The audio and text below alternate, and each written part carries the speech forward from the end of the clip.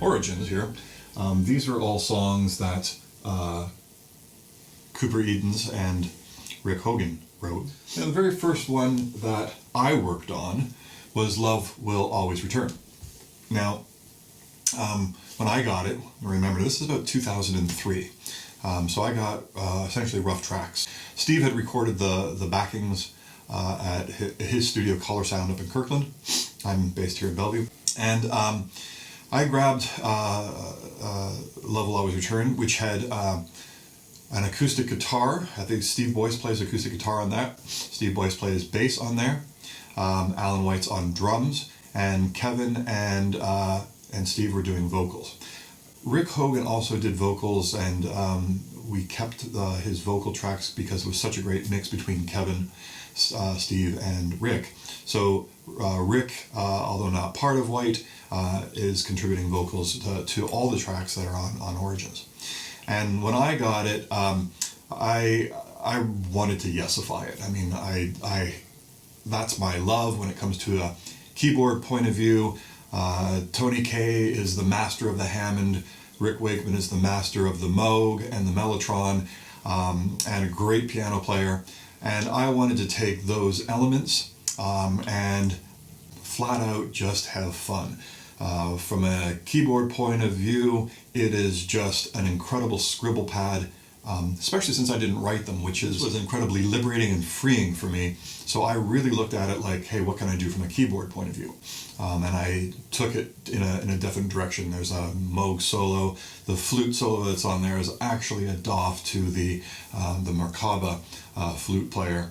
And the second iteration of that solo comes in with a memory Moog. But it's definitely got this whole vibe of 70s keyboards, very much inspired by Tony Kaye and Rick Wakeman. And from there, I mixed it.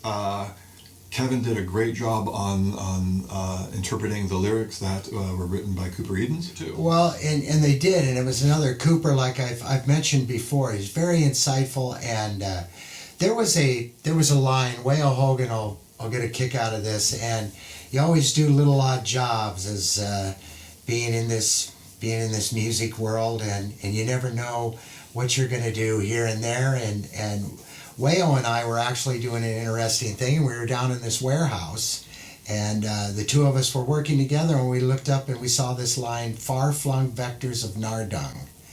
And, I like to think sometimes to think outside the box is to kind of think into the far-flung vectors of Nardung.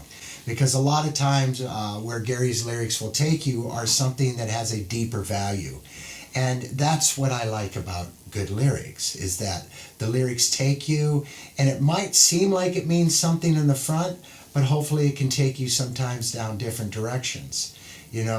With these songs on Origins, I think these are some of Gary's, he has hundreds of lyrics, but these are really, really good ones. And starting out with Love Will Always Return, you start right out when darkness breaks our heart and our stars fall down and burn.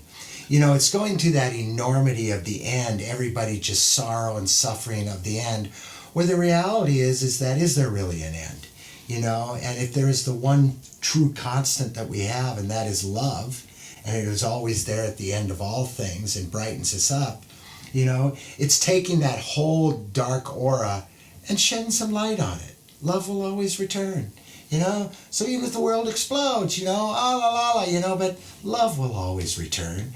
It's just having that, And again, it's subjective, but it's truly, if you're in the awareness of that, that can't hurt to have some good subjectiveness of, love will always return.